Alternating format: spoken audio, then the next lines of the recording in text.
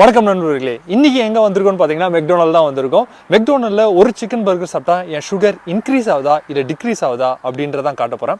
வாங்க பார்க்கலாம். ஓகே மக்களே, நம்மளுக்கு வந்து சிக்கன் பர்கர் வந்துருச்சு. இந்த ஒரு சிக்கன் பர்கர்ல வந்து பாத்தீங்கன்னா ஆல்மோஸ்ட் 44 கிராம்ஸ் ஆஃப் கார்போஹைட்ரேட் இருக்கு, 11 கிராம்ஸ் ஆஃப் வந்து ஆடட் சுகர் இருக்கு.